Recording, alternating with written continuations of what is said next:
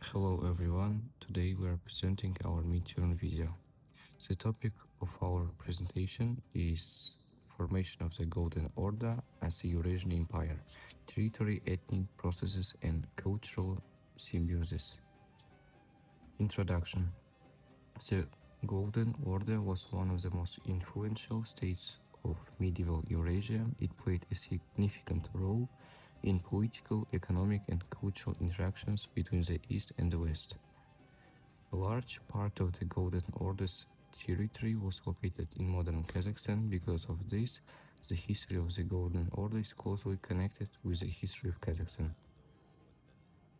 In our presentation, we mainly rely on the academic source, History of Kazakhstan by Turgaraeva, which provides a structured analysis of this historical period. Research question.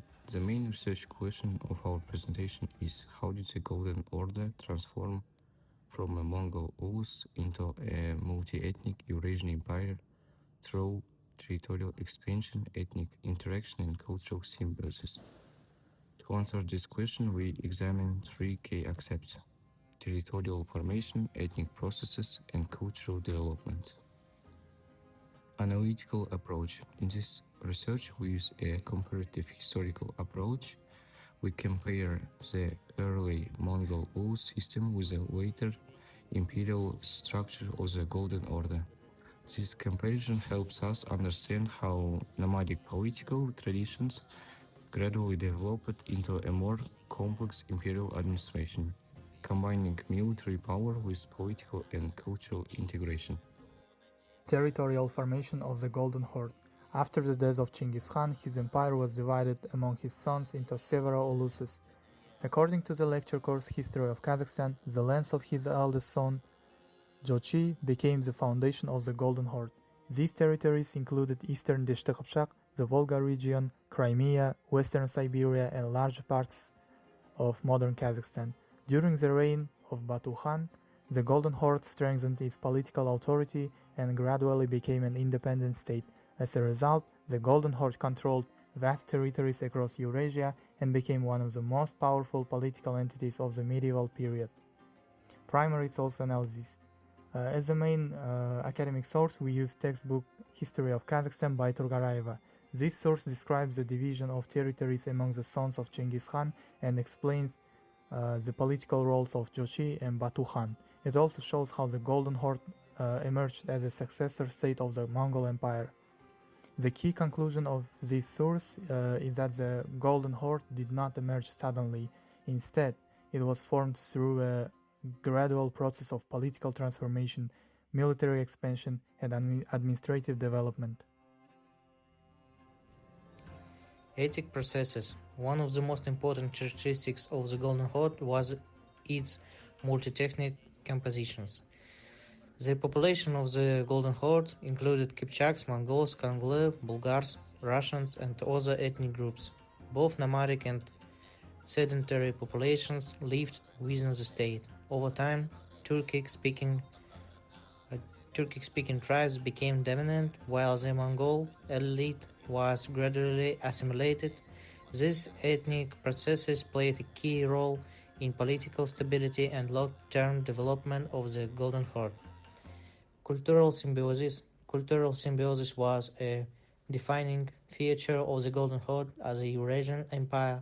Nomadic traditions interacted with urban culture and Islamic civilization. Under the rule of Uzbek Khan, Islam became the official religion of the Golden Horde, which strongly influences state, ideology, and social life. At the same time, traditional steppe cultural elements were preserved. The development of the cities such as Sarai and Sarai al-Jadid demonstrates the combination of nomadic and urban cultural tradition within the Golden Horde. In this part of the presentation, we would like to introduce museum objects related to the Golden Horde that we studied during our visit to the National Museum of Kazakhstan. 1962, Sarashek was an important urban political and trade center of the Golden Horde. The coins demonstrate the development of monetary circulation urban economy and long-distance trade within the Eurasian Empire. This slide presents arrowheads and weapons from the Golden Horde period. These objects reflect the military culture of nomadic societies and the importance of warfare in the expansion and control of vast territories. Weapons were not only tools of war, but also symbols of power and authority. This manuscript is a Quran from the Golden Horde period. It reflects the spread of Islam and its growing influence in the political and cultural life of the Golden Horde. The presence of religions manuscripts shows the integration of Islamic civilization into the nomadic imperial structure. This ceremonial textile with symbolic ornamentation represents the visual culture of the Golden Horde. Such banners and textiles were used in rituals and ceremonies and carried symbolic meanings related to power, identity, and social hierarchy. They demonstrate the importance of symbols in steppe political traditions. This ceremonial cup dates back to the 30th century and originates from central Kazakhstan. It reflects elements of elite culture and craftsmanship during the Golden Horde period. Such objects were likely used in rituals or formal gatherings, showing the interaction between nomadic traditions and urban craftsmanship. This photo was taken during our visit to the National Museum of Kazakhstan. It confirms our work with original historical objects and demonstrates our collaborative approach to studying the history of the Golden Horde. Now we can draw some important conclusions about the Golden Horde. Firstly, the Golden Horde was not just a nomadic state, it became a powerful Eurasian empire.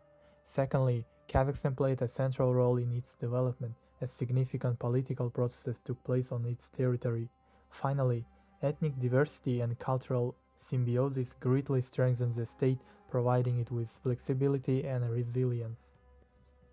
The following sources were used in preparing this research.